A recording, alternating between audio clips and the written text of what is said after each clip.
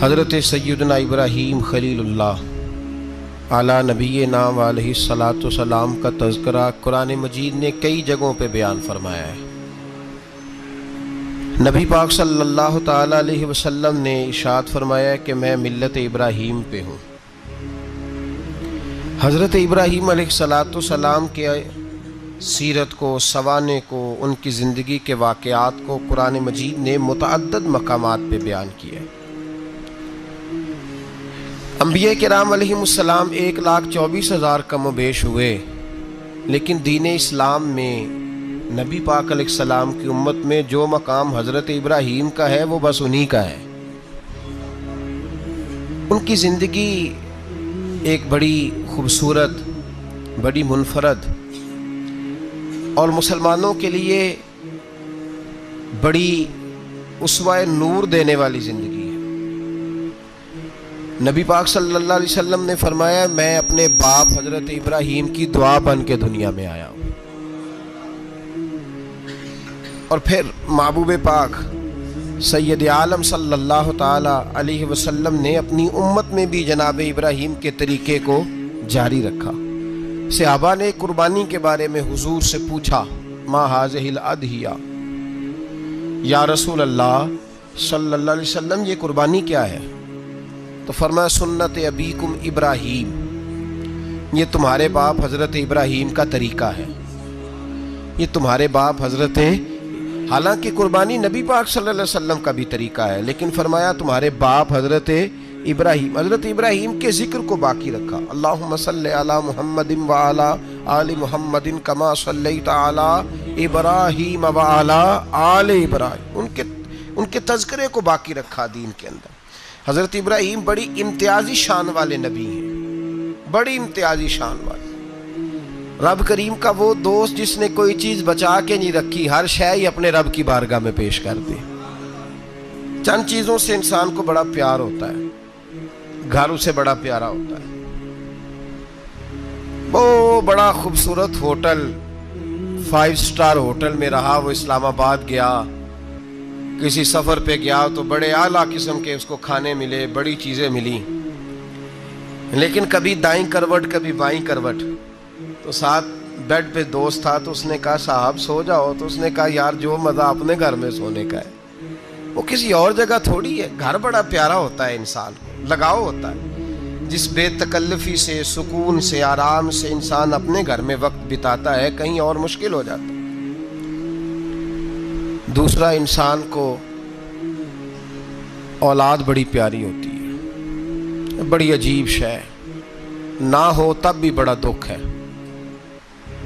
اور ہونے کے بعد بھی اس کی بڑی آزمائشیں، یہ بڑی ایک میٹھی چیز ہے۔ اولاد ایک بڑا عجیب سا میوہ ہے، پتہ نہیں یہ کس انجیکشن کا نام ہے کہ چھاتی پر چڑھ جائے تو اللہ سکون عطا فرما دیتا ہے، پتہ نہیں کس ٹھنڈی دولت کا نام رب کریم نے اولاد رکھا ہے، بڑی پیاری ہوتی ہے اولاد۔ پھر تیسری چیز انسان کی اپنی جان ہے، اور یہ اتنی قیمتی شے ہے کہ اللہ کریم نے فرمایا کہ اگر تیری گردن پہ کوئی آدمی پستول رکھ کے، تلوار تیرے گلے پہ رکھ کے کہے نا کہ رب کا انکار کر دے ورنہ مار دوں گا، تو فرمایا وقتی طور پہ میری ذات کا انکار کر پر جان بچا جا۔ اگر تو مرنے کے قریب ہو گیا ہے اور حرام شے کھائے بغیر تو بچ نہیں سکتا، مر جائے گا، تو فرمایا چل تو اس طرح کر حرام کھا کے جان بچا، پر جان بچانا فرض ہے، ضروری ہے۔ وطن بڑا پیارا، اولاد بڑی پیاری، جان بڑی پیاری، پر حضرت ابراہیم سے رب کریم نے فرمایا چل ابراہیم کوئی چیز دے، تو کہا یا اللہ تینوں ہی تیرے نام پہ قربان کرتا ہوں، تیری ہوئی ساری، ہر شے تیری۔ حضرت ابراہیم نے دین کے لیے، آپ شہر بابل کے قریب پیدا ہوئے تھے، وہاں سے مصر آئے، مصر سے فلسطین آئے، اور فلسطین سے آ کر کے کعبہ آباد فرمایا۔ زندگی سفروں میں گزری، سفر ایک تکلیف والی چیز ہے، پر حضرت ابراہیم نے وطن چھوڑ دیا، گھر چھوڑ دیا۔ جان بڑی عزیز ہوتی ہے اصل میں نا، جب انسان جد و جہد کرتا ہے نا دین کے لیے، تو اس کے رستے میں بڑی چیزیں آتی ہیں، کبھی اولاد، کبھی گھر، کبھی باہر، کبھی حکومتیں، کبھی سیاستیں، کبھی چدراہٹیں، اس کے راستے میں بڑا کچھ آتا ہے اور اسے ہر چیز کو فیس کرنا پڑتا ہے. گھر کے اندر بھی جنگ ہوتی ہے اور گھر کے باہر بھی لڑائی ہوتی ہے. یہ آسان ہے ہی نہیں. ہم تو خیر ہتھیار چھوڑ کے پھینکنے والے لوگ ہیں، ہم بھولے بھالے لوگ ہیں. ہم کہتے ہیں میں نے تو کہا تھا مہندی نہ کرو، پر بیٹے نہیں مانے، بولے جو ہوئے. اسی طرح حالانکہ اگر وہ بیٹا کہے نا کہ ابا جی لاؤ زندگی میں سارا کچھ میرے نام کرو، تو پھر ہم بولے نہیں ہوتے اور اس وقت ہم تیز ہوتے ہیں، کہتے ہیں یہ کیسے ہو سکتا ہے، ہاتھ کاٹ کے دے دوں. اس وقت نہیں. دین کے معاملے میں بولے ہوتے ہیں. بیٹا بد مذہب کے پاس جا رہا ہے تو اس وقت ہم بولے بھالے ہیں، کوئی عرض نہیں. لیکن اگر وہ اپنی پسند کی شادی کرے ہمیں کراس کر کے، پھر ساتھ ہی ہم تیز ہو جاتے ہیں. تو حضرت ابراہیم نے جب دین کے لیے نکلے تو جد و جہد کی، گھر کے اندر بھی گھر کے باہر بھی. آپ کے والد کا نام طارق ہے، وہ توحید پرست تھے، ایماندار تھے، پرہیزگار تھے. آپ کے چچا کا نام آزر ہے، وہ بت پرست تھے، بت بیچا کرتے تھے. حضرت سیدنا ابراہیم علیہ السلام جب میدان عمل میں نکلے تو حضرت ابراہیم علیہ السلام نے اپنے گھر سے جہاد شروع کیا. لڑنا پڑا. گھر کے اصولوں سے چچا نے جو رواج بنائے ہوئے تھے اس رواج سے ٹکرائے. فرمایا میں اپنے گھر کے اندر یہ بت پرستی نہیں ہونے دیں گا. چچا کو ایک دفعہ نہیں، بار بار 100 دفعہ سمجھایا. آپ کا چچا بت بنا کے بیچا کرتا تھا. حضرت ابراہیم علیہ السلام تھوڑے بڑے ہوئے تو کہنے لگا کہ چلو میرے ساتھ، تم بھی بت بیچنے ہیں، ہمارا کاروبار ہے. حضرت ابراہیم ساتھ نکلے تو بت پکڑا ہے. گندے پانی کے اندر اس بت کو ڈبوتے ہیں، کہتے ہیں کسی نے خریدنا ہے تو خرید لو، نہ یہ نفع دے سکتا ہے نہ نقصان دے سکتا ہے. جو اپنا آپ نہیں بچا سکتا تمہیں کیا بچائے گا، خریدنا ہے تو خرید لو. چچا کہنے لگا تو کاروبار چمکا رہا ہے کہ تباہ کر رہا ہے. گھر میں بڑے معاملات خراب ہوئے، جھگڑے ہوئے، لیکن حضرت ابراہیم علیہ السلام ایک منٹ کے لیے بھی اپنے گھر کے اندر بھی کمپرومائز کرنے کو تیار. یہ تھوڑا مشکل میں نے پہلو چھیڑ دیا ہے، یہ تھوڑا مشکل پہلو چھیڑ دیا ہے. بڑا سمجھدار آدمی ہے پر بیوی سے پردہ نہیں کرا سکتا. سیانا ہے، پنچایت کا بندہ ہے، جو اس سے آپ کہیں گے وہ بات یہ سنائے گا، لیکن کہتا ہے نہیں جی میں نے کوشش کر لی ہے. کس قسم کی کوشش ہے صاحب، یہ کیسے ہو گیا؟ حضرت ابراہیم علیہ السلام نے گھر کے اندر سے فرمایا نہیں کرنے دوں گا. گھر کے اندر بھی ٹکرائے. فرمایا تم جو بھی ہو، پاش کیا چچا کے اصولوں کو. اور باہر جب نکلے تو صرف علاقے کے چیئرمین سے نہیں ٹکرائے، ایم پی ایم این اے وزیر مشیر سے نہیں ٹکرائے. سپر پاور نمرود دنیا کا واحد حکمران تھا اس وقت، دوسرا کوئی حکمران ہی نہیں تھا. اکیلے حکمران سے جا کر ٹکرائے. کوئی ساتھ فوج نہیں تھی، کوئی ساتھ ان کے طاقت بظاہر دنیا داری کی کوئی نہیں تھی، پر حضرت ابراہیم جا کے ٹکرائے. اور میرے رسول پاک صلی اللہ علیہ وسلم نے سند بیان کی. فرمایا افضل الجہاد کلمۃ الحق عند سلطان الجابر. فرمایا سب سے افضل جہاد یہ ہے کہ تو ظالم بادشاہ کے سامنے کھڑے ہو کے حق بات بیان کر دے. یہ سب سے بڑا جہاد ہے، یہ سب سے افضل الجہاد کلمۃ الحق عند سلطان الجابر، سب سے بڑا جہاد. حضرت ابراہیم کھڑے ہو گئے، سپر پاور سے ٹکرائے. یہاں ہم لوگ حکمتوں کا شکار ہیں، دیکھیں گے، کریں گے، سوچیں گے. اور مولوی صاحب کو ویسے کہتے ہیں آپ پرہیز کریں سیاسی باتوں سے. بھئی اللہ کے ہر نبی نے جا کے وقت کے ظالم حکمران کو لتاڑا ہے، للکارا ہے. یہ تو مشن انبیاء ہے. حضرت سیدنا ابراہیم علیہ السلام نے جو اس کو جا کے کہا کہ تو جھوٹ بولتا ہے، تو جھوٹا ہے، تو خدائی کا دعویٰ کرتا ہے، تو بہت بڑا ظالم ہے. اور قرآن مجید نے اس ساری بات کو بیان فرمایا. حضرت ابراہیم علیہ السلام سے کہنے لگا میں رب ہوں. تو آپ نے فرمایا میرا رب تو وہ ہے جو زندہ کرتا اور مارتا ہے. تو پھر آپ حق بات بیان کریں گے تو اللہ مارے گا کہ بندہ مارے گا؟ کچھ بھی نہیں ہوتا، کیونکہ زندگی موت کس کے ہاتھ میں ہے؟ اللہ کے ہاتھ میں. زندگی موت اللہ، کچھ بھی نہیں ہوتا. انسان صحیح سمت کا تعین کرے اور صحیح چلے. حضرت علی شیر خدا سے کسی نے کہا تھا کہ آپ کے بڑی دشمنی ہے، کوئی محافظ رکھ لیں. آپ فرمانے لگے موت خود بہت بڑی محافظ ہے، وقت سے پہلے آتی ہی نہیں. بڑی محافظ ہے، وقت سے پہلے. علامہ نورانی رحمۃ اللہ تعالیٰ علیہ کراچی جیسے شہر میں رہا کرتے تھے، جہاں گام گام پہ خطرہ تھا. लोगों ने कहा हजरत इतने बड़े लीडर हो, आपकी जमात की 62 सीटें हुई कौमी असम्बली में, एक ऐसा वक्त भी आया तो कोई एक आदमी बंदूक वाला, आप फरमाने लगे मुझे ज़रूरत ही नहीं, इसलिए कि जिस खुदा रसूल के लिए मैं निकला हूँ वो खुद ही हिफाजत करने वाले हैं, ज़रूरत नहीं इन चीज़ों।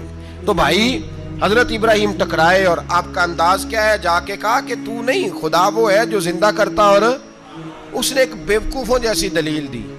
एक आदमी को कल फांसी देनी थी तो उसको बुलाया, कहने लगा तुझे कब फांसी है? उसने कहा कल। कहने लगा जा तुझे आज़ाद किया, जिंदगी दी, उसको छुट्टी दे दी। एक आम आदमी बेचारा बैठा था, उसको पकड़ के ना कहने लगा इसकी गर्दन उड़ा दो। कहने लगा देख लो मैं भी जिंदा करता और मारता हूँ, वो जो कल मरने वाला था मैंने जिंदा कर दिया है, और जिसको पता ही नहीं था कि मैंने मरना है उसे पकड़ के मैंने मार दिया है।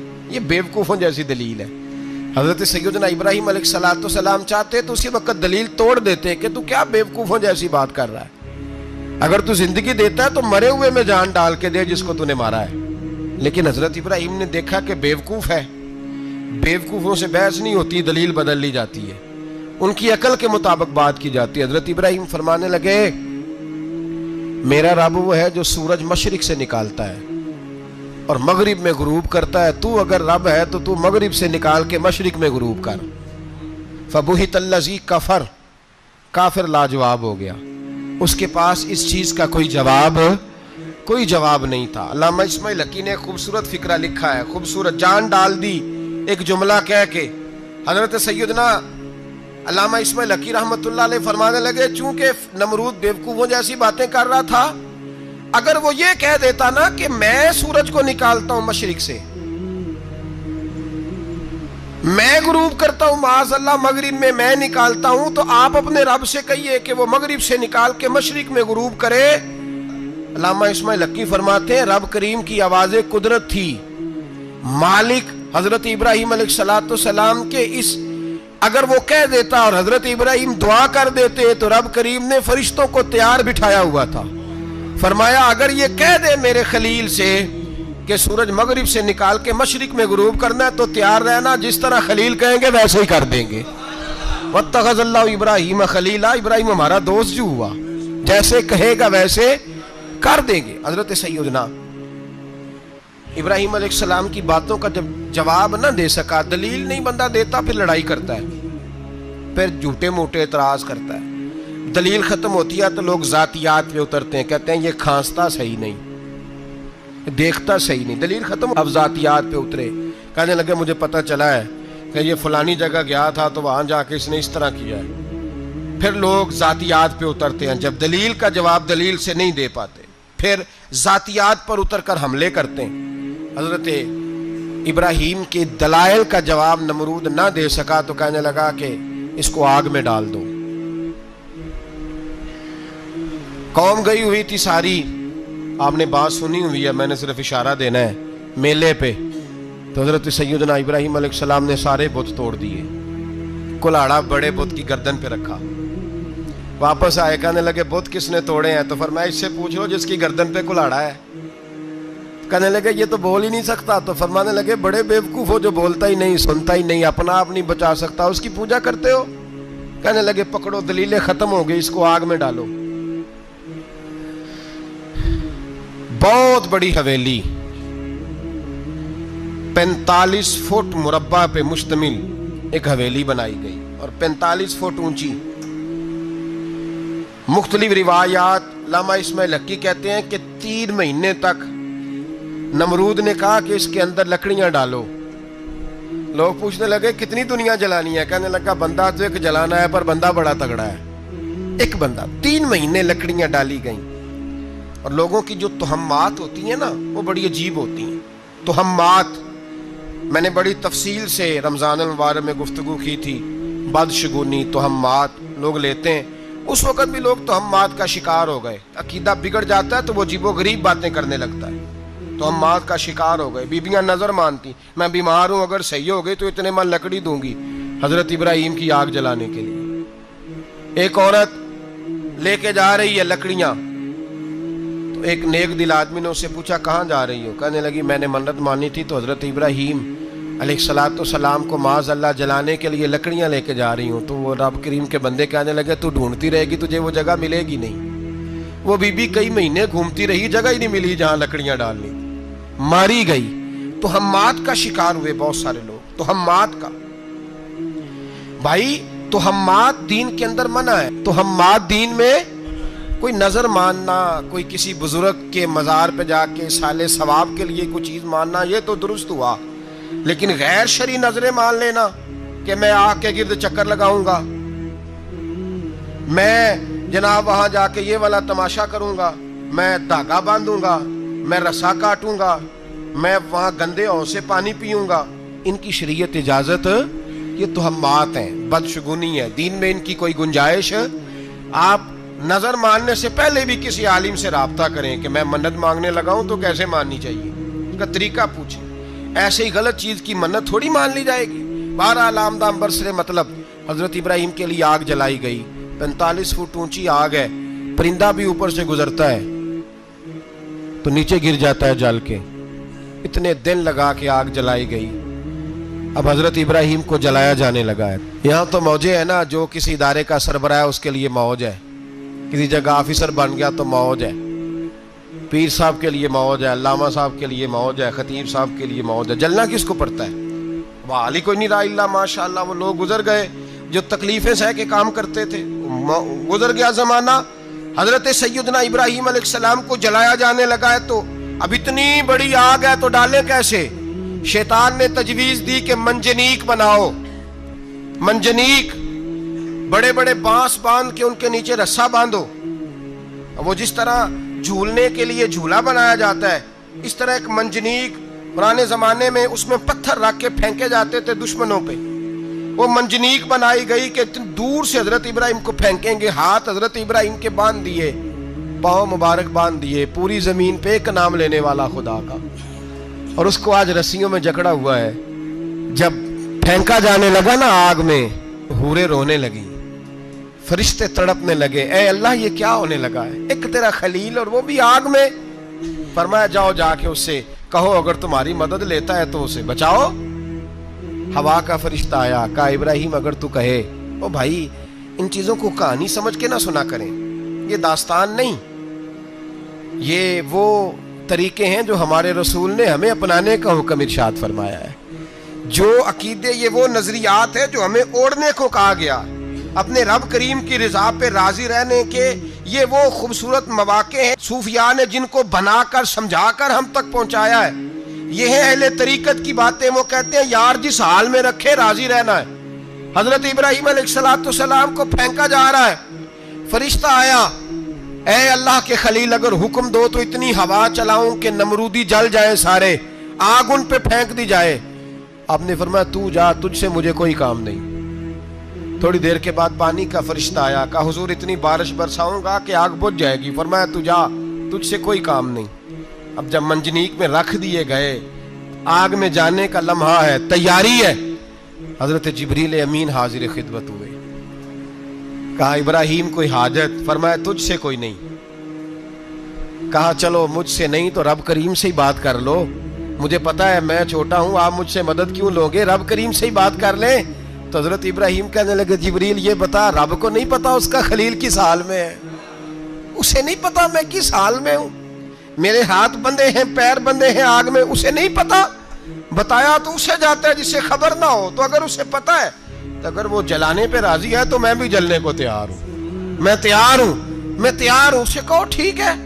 हजरत सैयदना इब्राहिम अलैहिस्सलाम को मंजनीक में डाल के जो फेंका आग में, या नारुकूनी बरदम व सलामन अला इब्राहिम, अल्लाह ने फरमाया ए आग मेरे इब्राहिम पे ठंडी भी हो जा और सलामती वाली भी हो जा। हजरत इब्राहिम को दो फरिश्तों ने बिठा दिया जमीन पे, फूल खिले हैं, कौंपले महक रही हैं, कलियां खुशबू दे रही हैं। हजरत इब्राहिम ने सर सजदे में रख दिया, सुबहान अल्लाहि वल्हम्दुलिल्लाह वला इलाहा इल्लल्लाह वल्लाहु अकबर। हजरत इब्राहिम अल्लाह की तस्बीह पढ़ने लगे, रब करीम का शुक्र बजा लाने लगे। निकले वहां से, कुछ दिन गुजर गए, निकले, हुक्म हो गया इब्राहिम इलाका छोड़ दो। हजरत इब्राहिम अलैहिस्सलाम वहां से निकल के मिस्र आए, चचा के पास ठहरे। انہوں نے اپنی بیٹی جناب سارہ کا نکاح کر دیا. کچھ آگے بڑھے تو ایک ظالم بادشاہ سے ٹکرائے. اس نے ایک شہزادی ایک بادشاہ کی بیٹی قید کی ہوئی تھی, جناب ہاجرہ نام تھا. ان کو قید سے چھڑا کے ساتھ لائے. حضرت لوط علیہ السلام بھی ساتھ. یہ 4 لوگوں کا قافلہ چلا. فلسطین میں جا کے پڑاؤ ڈالا, گھر بار چھوڑا, تبلیغ شروع ہوئی. حضرت ابراہیم کے گھر میں 2 خواتین ہیں, ایک آپ کی بیوی ہیں, ایک حضرت ہاجرہ ہے. اولاد کوئی نہیں. بڑا میوہ ہے میٹھا. گھر وہی آباد ہوتا ہے جس میں بچے روتے ہیں. گھر ہوتا ہی وہ ہے جس میں بچوں کی چنچناہٹ ہوتی ہے, بھن بھناہٹ ہوتی ہے. حضرت ابراہیم نے ایک بچہ روتے ہوئے دیکھا تو آنکھوں میں آنسو آئے. کہنے لگے ربی حب لی من الصالحین, یا اللہ مجھے بھی نیک اولاد عطا کر دے. حضرت سارہ نے سن لیا. کہنے لگی ابراہیم شاید میرے بطن سے تو آپ کو نصیب نہیں, ہاجرہ سے نکاح کر لو. جناب ہاجرہ سے نکاح ہوا. اللہ تو بڑا بے نیاز ہے. رب کریم نے حضرت اسماعیل جیسا خوبصورت بیٹا عطا فرمایا. بیٹا کالا سیاہ بھی ہو تو سینے کی ٹھنڈک ہوتا ہے, پر یہ تو وہ بیٹا ہے جس کی پیشانی میں نور محمدی چمکتا ہے صلی اللہ علیہ وسلم. حضرت سیدنا اسماعیل علیہ اتنے خوبصورت. اب جس بیوی کے ہاں بیٹا تھا, بیٹھنا اٹھنا بھی زیادہ اس کے پاس, آنا جانا بھی اس کے پاس, توجہ ادھر ہو گئی. جناب سارہ رشک کرنے لگی. ایک دن کہنے لگی اسے چھوڑا جنگل میں, وادی غیر ذی زرع, مکے کے پاس. بھائی ایک بیٹا عالم دین بنا لو. کہنے لگا روٹی کہاں سے کھائے گا؟ تیرے 5 بیٹے ہیں, ایک کو حافظ قرآن بنا, کہتے روٹی کہاں سے کھائے گا؟ وہ بچہ بھی کہتا ہے میں کہاں سے کھاؤں گا. حضرت ابراہیم علیہ السلام تو چند مہینے کا بچہ چھوڑ آئے, تو کہاں سے روٹی کھائی حضرت اسماعیل نے؟ کہاں سے کھائی ان کی اماں نے روٹی؟ بھوکے مر جاتے ہیں یہ سارے. میں بڑی ذمہ داری سے کہا کرتا ہوں کہ جتنی خوبصورت روٹی اللہ کریم دین کے خادموں کو عطا کرتا ہے شاید کسی اور کے نصیب ہوتی ہو, لیکن ہم لوگ توجہ ہی نہیں کر رہے. ہمارا ذوق ہی نہیں بن رہا. ہم یہ محنت ہی نہیں کر رہے کہ قوم کو مستند علماء کی ضرورت ہے. علاقوں کے علاقے خالی ہیں, ادھر ہمارا مزاج ہی نہیں بن رہا, توجہ ہی نہیں دین کی خاطر. اور پھر چلے بچے تو بعد کی بات ہے نا, جو ابھی خود جوان ہے وہ بھی یہ دعا. ایک صاحب مجھے کہنے لگے میں دعا مانگ رہا ہوں اللہ مجھے بیٹا دے تو میں اسے دین پہ لگاؤں گا. تو میں نے کہا آپ بھی بوڑھے نہیں ہوئے, آپ خود ہی لگ جائیں. بیٹا تو ابھی آئے گا تو لگے گا نا. تو آپ تو اس وقت ہے تو آپ تو پہلے لگے نا صاحب.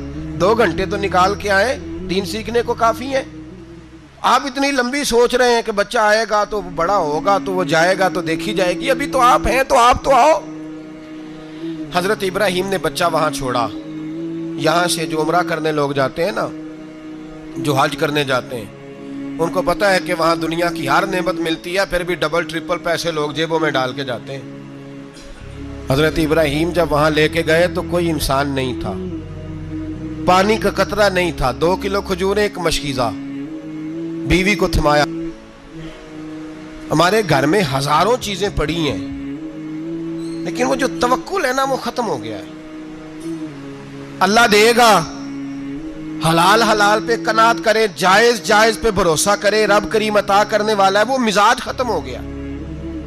حضرت سیدنا ابراہیم علیہ السلام 2 کلو کھجوریں, ایک مشکیزہ پانی کا دے کر کے, اور وہاں بٹھایا آپ نے اپنے بچے کو اور اپنی زوجہ جناب ہاجرہ کو, اور بٹھا کر کے یہ واپس پلٹنے لگے. تو حضرت ہاجرہ سلام اللہ علیہ نے آواز دی, کہا ابراہیم کس کے سہارے پہ چھوڑ کے جا رہے ہیں؟ جہاں آب زمزم کا کنواں ہے نا, جو لوگ گئے ہیں انہوں نے صفا مروہ کی صحیح کی ہے, صفا مروہ سے باہر نکلے نا, سرکار کی ولادت کا مقام ہے, اس جگہ پہ آب زمزم کا کنواں تھا.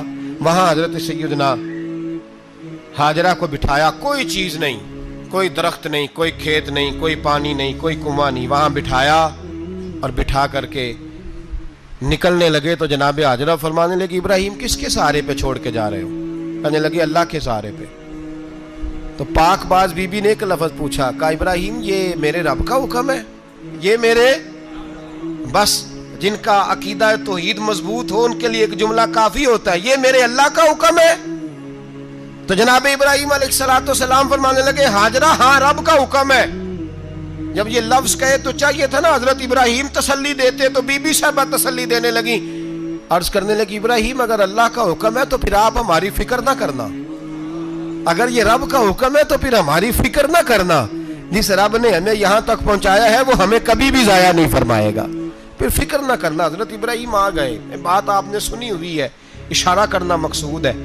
13 سال میں چلے مان بھی لیا جائے بعض روایات کی روشنی میں کہ آتے جاتے بھی رہے, لیکن مکمل دیکھ بھال اپنے بچے کی پرورش میں پورا حضرت ابراہیم علیہ السلام کا کردار, سارا کردار ماں کا تھا. میں جب خواتین کے بارے میں کوئی بات کرتا ہوں تو میں آپ کو اکثر کہتا ہوں کہ یہ صرف بیوی کے لیے حکم نہیں ہوتا, یہ ٹریننگ بیٹی کو دینی ہے اور بہن کو دینی ہے.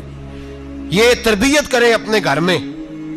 میں تجربے کی روشنی میں یہ بات عرض کیا کرتا ہوں کہ بھائی بچے باپ کے فرما بردار اس وقت ہوتے ہیں جب اماں انہیں باپ کا فرما بردار کرتی ہے, اور بچے باپ کے نافرمان بھی تب ہوتے ہیں جب اماں انہیں باپ کا.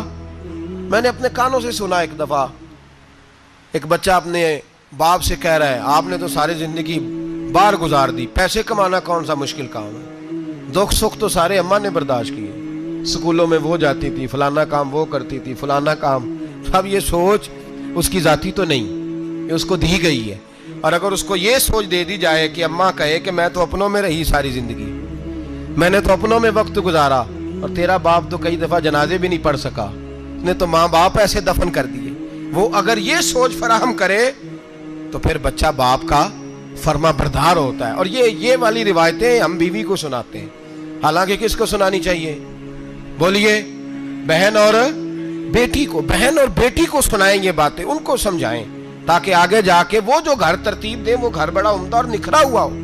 حضرت سیدنا ابراہیم 13 سال کے بعد آئے, چونکہ گھر میں اللہ تبارک و تعالیٰ کی دوستی کا چرچا تھا, اللہ تبارک و تعالیٰ کی محبوبیت کا غلبہ تھا. 13 سال کے بعد فلما بالغ معہ سعیا, بیٹا جب اتنا بڑا ہوا کہ سال چلنے لگا تو حضرت ابراہیم نے اپنے بیٹے کو بلا کے کہا بیٹا مجھے خواب آئی ہے, میں تجھے ذبح کر رہا ہوں, تیری کیا رضا ہے؟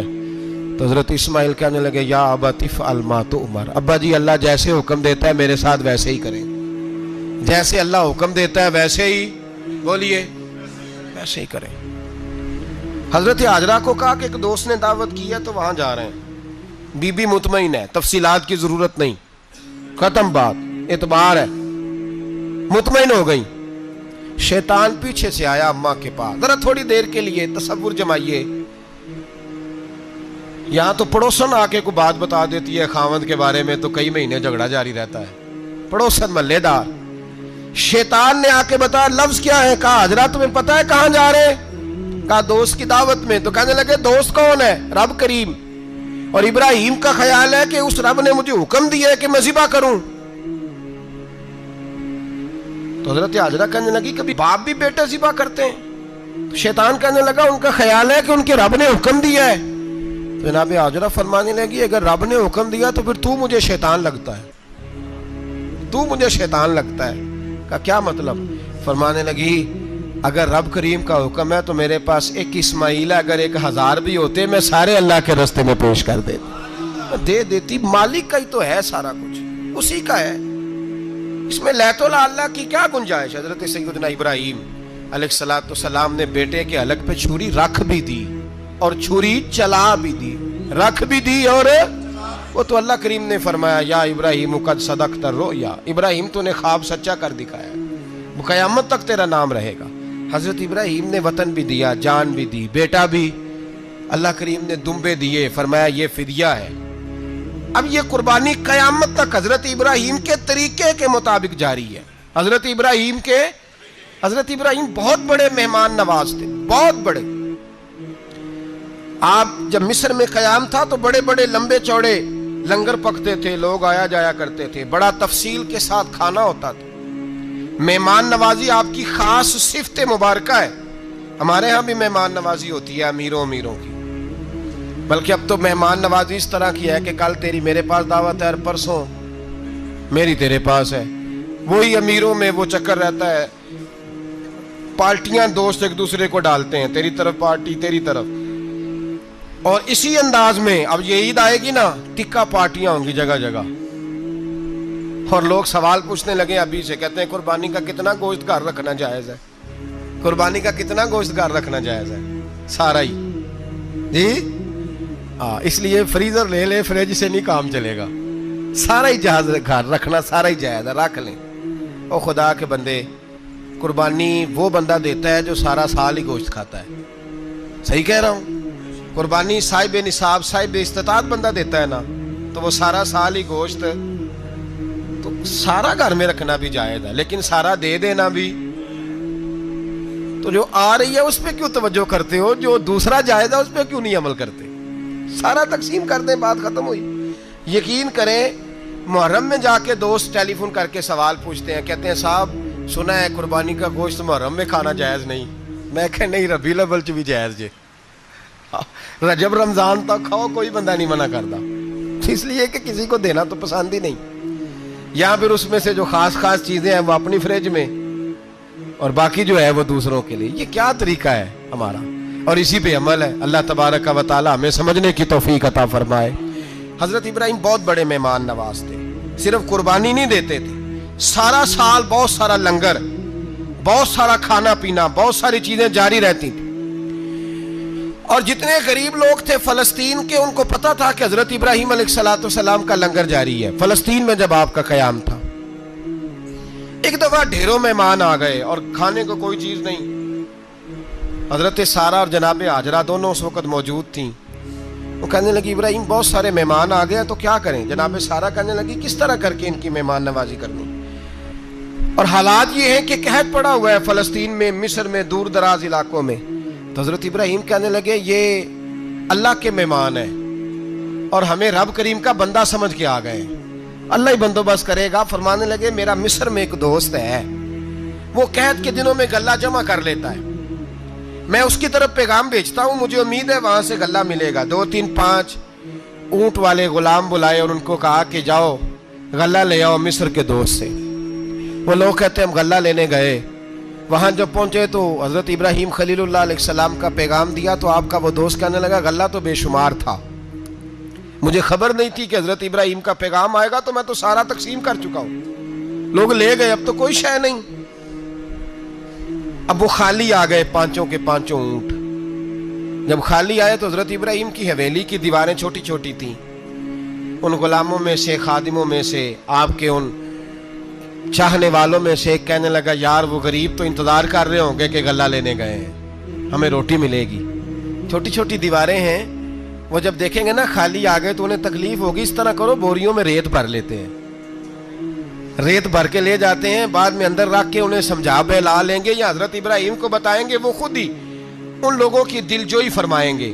اب غلہ کی جگہ ریت بھر کے اونٹوں پہ رکھ کے لائی گئی، لا کے بوریاں جب رکھ دی گئیں، حضرت ابراہیم علیہ السلام دوپہر کے وقت آرام فرما رہے تھے، بی بی سارہ اٹھی، کہتی ہیں جب میں نے دیکھا نا کہ بوریاں پہنچ گئی ہیں تو گئی، غلام کو ساتھ لیا اور اس کو جب کھولا نا تو کہتی اتنی حسین گندم میں نے پہلے کبھی دیکھی نہیں تھی، اتنا پیارا دانہ میں نے کبھی ملاحظہ ہی نہیں کیا تھا۔ فرماتی ہیں جب اس کو پیس کر چکی میں روٹیاں پکائیں تو خوشبو دور دور تک پھیل گئی، اعلیٰ غذا بنی، بڑے بڑے کھانے بیویوں نے مل کے پکائے، چن دیے گئے۔ حضرت ابراہیم اٹھے تو لوگ کھانا کھا رہے، سجدہ شکر ادا کیا، اور جب سجدے میں گئے تو وہی آنے لگی، پھر رونے لگے۔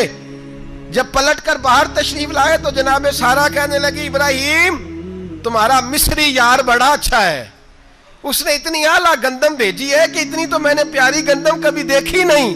جناب ابراہیم مسکرائے، فرمانے لگی سارہ یہ مصری یار نے نہیں بھیجی، یہ میرے عرشی یار نے بھیجی ہے، یہ میرے عرشی یار نے بھیجی ہے۔ بھائی مہمان نوازی مزاج تھا، ہاتھ لٹا دینا مزاج تھا، دوسروں کی اشک شوئی مزاج تھا۔ حضرت ابراہیم علیہ السلام کا طریقہ ہے قربانی، حضور نے ان کا طریقہ بیان کیا۔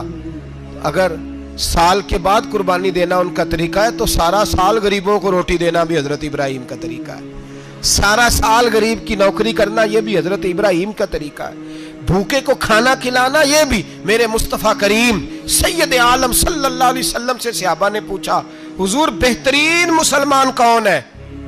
بہترین مسلمان تو حضور نے فرمایا جو سلام لینے میں پہل کرے اور غریب کو روٹی کھلانے میں سب سے اچھا ہو، وہ بہترین مسلمان ہے، زبردست مسلمان۔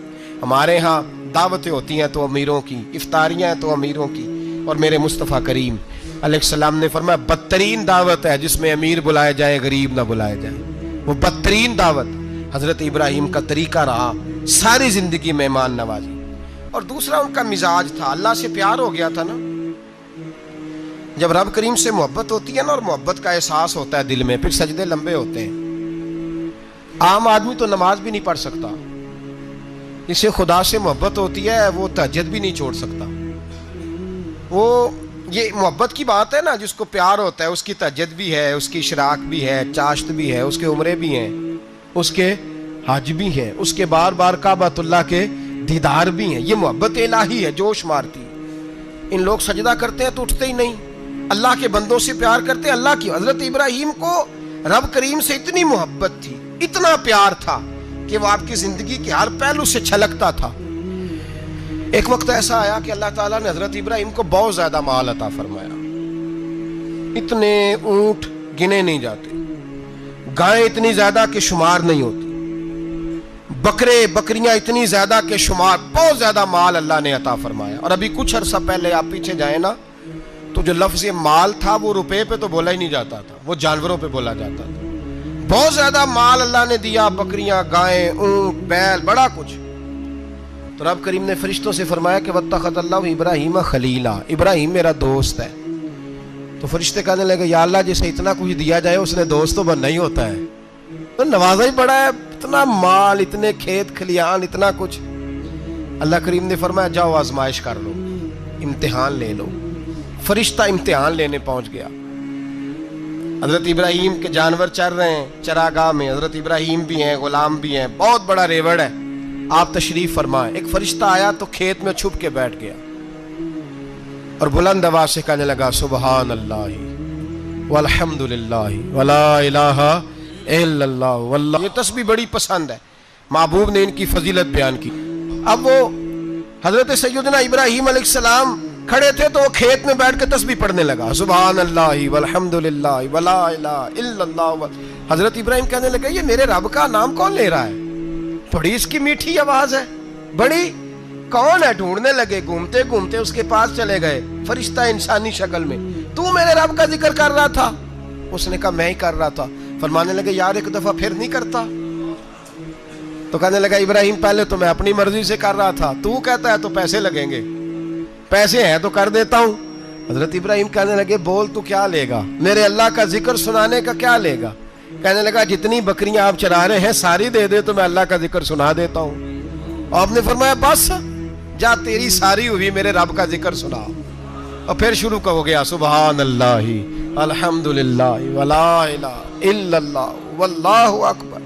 حضرت ابراہیم علیہ السلام کیف میں, یار پھر ذرا سنا, نا علمہ وچ پھسا سانو, تو یار دی گل سنا سانو, ذرا دوبارہ سنا. پھر سنایا, ایک دفعہ پھر کہا. فرشتہ کہنے لگا بس جی آپ کے پیسے پورے ہو گئے. حضرت ابراہیم کہنے لگے چل ایک دفعہ اور سنا. کہنے لگا پیسے لگیں گے. تو کیا لے گا؟ کہنے لگا گائیں بھینسیں ساری میری. فرمایا بس یار اتنی قیمت, تو سنا صحیح, سارا کچھ ہی تیرا. پھر شروع ہو گیا سبحان اللہ والحمدللہ ولا الہ الا اللہ واللہ اکبر. گائیں دے دیں, بھینسیں دے دیں, وہ ذکر سناتا ہے. حضرت ابراہیم کبھی مچلتے ہیں, کبھی روتے ہیں, کبھی آہیں بھرتے ہیں. تو میرے رب کا نام لے رہا ہے, ذرا پھر سے لے. کیف جاری ہے. کہنے لگا بس بھائی. حضرت ابراہیم فرمانے لگے تو اور لے لے جو لینا ہے, مجھے ذکر سنا. اس نے کہا ابراہیم بکریاں میں لے چکا, گائے بھینسیں میں لے چکا, اونٹ رہ گئے, سارے لے لوں گا پھر ذکر سناؤں گا. فرمایا جا تیرا ہوا تو ذکر سناتا رہ, میں دیتا ہوں. دے دیا, کچھ دیر ذکر کیا تو اب خاموش ہو گیا. حضرت ابراہیم خلیل اللہ علیہ السلام فرمانے لگے ذکر سنا. کہنے لگا ابراہیم اب تیرے پاس دینے کو کیا ہے, ہر چیز تو میں لے چکا. آپ فرمانے لگے یہ گائے بھینسیں بکریاں چرانے کے لیے تجھے کوئی نوکر ملازم بھی تو چاہیے نا. تو اس طرح کر, مجھے رکھ لے, میں روٹی نہیں مانگوں گا, کھانا نہیں مانگوں گا, تو اللہ کا ذکر سناتا رہنا, میں تیرے جانوروں کی نوکری کرتا رہوں گا. حضرت ابراہیم علیہ السلام نے جب یہ کہا نا, فرشتے کی آنکھوں میں آنسو آ گئے. تر دامنی پہ شیخ ہماری نہ جائیے, ہم دامن نچوڑ دیں تو فرشتے وضو کریں. فرشتہ رو پڑا اور کہنے لگا ابراہیم مجھے سینے سے لگاؤ, آپ واقعی اس قابل ہیں کہ اللہ آپ کو اپنا دوست بنائے, واقعی اس قابل ہیں کہ رب آپ کو اپنا. حضرت ابراہیم علیہ السلام کا خدا سے محبت کرنے کا نرالا انداز. اور میرے بھائی यही मोहब्बत उन्हें मेरे मुस्तफ़ा से भी थी। एक नबी घर बना रहा है, दूसरा बनवा रहा है। हजरत इस्माइल अलैहिस्सलाम पत्थर उठा उठा के ला रहे हैं, जनाब इब्राहिम बना रहे हैं। जब खाना काबा बन गया तो कहने लगे रब्बना वब्अस फीहिम रसूला, ऐ अल्लाह अब इसे बसाने के लिए अपना आखिरी रसूल भी अता फरमा। नबी पाक फरमाते हैं मैं दुआ हूँ हजरत इब्राहिम की। ये कुर्बानी हजरत इब्राहिम का तरीका है। हुजूर ने अगरचे नबी पाक की अपनी सुन्नत थी, ये भी कह सकते थे सुन्नती व सुन्नती अबीकुम इब्राहिम, मेरी सुन्नत है और तुम्हारे बाप इब्राहिम की सुन्नत है। ये नहीं फरमाया। जब सहाबा ने कहा कुर्बानी क्या है, फरमाया सुन्नती अबीकुम इब्राहिम, ये तुम्हारे बाप इब्राहिम की सुन्नत है। हर साहिब निसाब पर कुर्बानी वाजिब है। जो ज़कात का निसाब रखता हो उस पर कुर्बानी वाजिब है, यानी ज़रूरियात से ज़्यादा इतने पैसे, जितने पैसों से ज़कात फ़र्ज होती है उतने पैसे जिस आदमी के पास कुर्बानी से पहले पहले आ जाएं उस आदमी पर कुर्बानी करना वाजिब है। बकरा, छतरा, दुम्बा 1 साल का या दुम्बा 6 महीने का हो पर इतना बड़ा महसूस होता हो कि लगे कि 1 साल का है, उसकी कुर्बानी हो सकती है। जानवर में कोई ऐब नहीं होना चाहिए, इतना कमज़ोर ना हो कि ज़िबा जहाँ उसे करना है वहाँ वो चल के जा ना सके, इतना कमज़ोर जानवर ना हो, उसके अंदर बज़ाहिर कोई इतना बड़ा नक्स ना पाया जाता हो, काना ना हो, लंगड़ा ना हो, कोई उसकी हाथ ना कटे हुए हो, ऐसा नक्स जो वाज़े हो। बकरा 1 साल का, गायें और भैंस ये 2 साल की, ऊँट 5 साल का। अब इसमें यह है कि हमारे बहुत सारे दोस्त, चूँकि हम देहाती लोग हैं, तो पूछते हैं कि दोंदा नहीं है तो चौगा नहीं है, तो ये हमारी पंजाबी की इस्तिलाहात हैं, पंजाबी की। शरीयत इस्लामिया ने साल बताए हैं, ये तो हमने अपनी आसानी के लिए, या देहातों में जो माहौल था इस तरह का जानवर लें, खूबसूरत जानवर लें। जो निसाब है वो भी मैंने आपको बताया, लेकिन एक और पहलू भी है। नबी पाक सल्लल्लाहु अलैहि वसल्लम पे ज़कात कभी फ़र्ज नहीं हुई, कभी हुजूर पे ज़कात फ़र्ज नहीं हुई। नबी पाक सल्लल्लाहु अलैहि वसल्लम के पास इतना सरमाया कभी इकट्ठा हुआ ही नहीं कि ज़कात फ़र्ज हो। लेकिन नबी पाक के सहाबा फरमाते हैं कि मदीने के 10 सालों में अल्लाह के रसूल ने हर साल कुर्बानी फरमाई है, हर साल कुर्बानी दी। और जिस साल हुजूर हज करने गए उस साल अल्लाह के नबी ने 63 ऊँट ज़िबा फरमाए। और हुजूर सल्लल्लाहु अलैहि वसल्लम जब ऊँट ज़िबा करने लगते ना तो सहाबा कहते हैं ऊँट खुद दौड़ के हुजूर के सामने आके लेट जाता और नबी पाक उसे ज़िबा करते और फरमाते हैं एक दूसरे को धक्के देते ऊँट के, पहले मैंने जाना है ज़िबा होने के लिए, पहले मैंने। उन्हें पता था कि जो मुस्तफ़ा के हाथों ज़िबा होगा वो तो दायमी ज़िंदगी पा जाएगा, यहाँ भी वहाँ भी जिंदा। 63 ऊँट ज़िबा किए। एक ऊँट में कितनी कुर्बानियाँ होती हैं? 7। अब 63 को 7 से ज़रब दोगे तो कितनी बनेगी? और फिर नबी पाक सल्लल्लाहु अलैहि वसल्लम ने 10 साल मदीना मुनव्वरा में कुर्बानी दी, हर साल। अब वो 63 ऊँट, एक ऊँट में 7 कुर्बानियाँ, हर साल यहाँ कुर्बानी। और मौला अली शेर खुदा फरमाते हैं नबी पाक 2 कुर्बानियाँ देते। मैंने कहा हुजूर 2 जानवर ज़िबा कर रहे हैं आप, तो हुजूर ने फरमाया एक मेरी तरफ से, एक मेरी उम्मत की तरफ से, गरीबों की तरफ से। और हजरत अली को हुजूर ने वसीयत फरमाई तू 2 दिया करेगा। या रसूल अल्लाह सल्लल्लाहु अलैहि वसल्लम मैं गुलाम हूँ, खादिम हूँ। हुजूर ने फरमाया अली एक तूने अपनी देनी है, एक मेरी तरफ से देनी है। 2 कुर्बानियाँ। मौला अली ने भी सारी जिंदगी 2 कुर्बानियाँ दी। हजरत अली भी माल के निसाब नहीं थे, अपना मकान ही नहीं था, कोई कारोबार नहीं था, कई दिन फाके रहते थे, पर कुर्बानियाँ कितनी देते थे? 2। हमारे पास वैसे अगर ससुराल में, मेके में, कज़नों में कुछ शादी हो जाए तो 50-60 हज़ार का खर्चा बराबर है, वो पक्का है। और कुर्बानी की बारी गरीब हो गए, सारे गरीब हो गए, कहते नहीं यहाँ मुश्किल है। और खुदा के बंदे अल्लाह के साथ तिजारत कर, उसके रास्ते में 1 देगा, रब तुझे 70 गुना इजाफा के साथ अता फरमाएगा। कुर्बानी माल के निसाब पे है। कोशिश किया करें कि अल्लाह के रास्ते में जब देना हो फिर लैतुल अल्लाह से बचें, खूबसूरत जानवर लाएं। जिनको अल्लाह ने तौफीक दी है उनके लिए नसीहत है, जिनको अल्लाह ने तौफीक दी। मैंने अपने हज़रत साहब को देखा है, वो कहते थे कई जानवर अल्लाह ने बड़ा नवाजा है। कहते एक मेरा है, एक मेरे माँ का, एक मेरे बाप का है, एक मेरे फलां उस्ताद साहब का, एक मेरे पीर साहब का है। ये जानवर गौसे आदम जिलानी का नाम का दे रहा हूँ। और फिर एक बड़ा खूबसूरत जानवर बंधा होता और हजरत खुद उनको चारा डाल रहे होते। तो हुजूर ये क्या है? फरमाने लगे ये मैं रसूलुल्लाह के नाम पे कुर्बान करूँगा, ये नबी पाक के नाम पर कुर्बान किया जाएगा। जिनको अल्लाह ने حیثیت دی ہے، وہ کوشش کریں اپنے محبوب کی طرف سے بھی قربانی کریں، نبی پاک کے نام کی قربانی دے، خوبصورت سا جانور پیارا، پھر اس کی خدمت ہو، پھر اس کی قربانی دی جائے اور نبی پاک کے نام پر قربانی دی جائے۔ حضور نے خود وصیت فرمائی حضرت ابو بکر صدیق کو، قربانی بڑا حسین عمل ہے، اور میرے نبی پاک صلی اللہ علیہ وسلم نے ناراضگی بھی فرمائی، ذرا خوگر حمد سے تھوڑا سا گلا بھی سن لے۔ میرے حبیب نے فرمایا جو طاقت کے باوجود قربانی نہ کرے وہ ہماری عیدگاہ میں عید کی نماز پڑھنے نہ آئے، وہ نہ آئے۔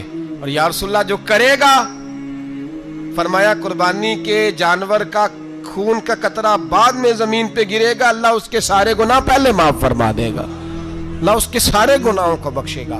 قربانی کریں، خوبصورت انداز میں کریں، اللہ کی رضا کے لیے۔ بزرگوں نے لکھا ہے 3 حصے کرو گوشت کے، ایک گھر میں رکھو، ایک رشتہ داروں میں بانٹو، پڑوسیوں میں بانٹو، اور تیسرا فقط غریبوں کو دو۔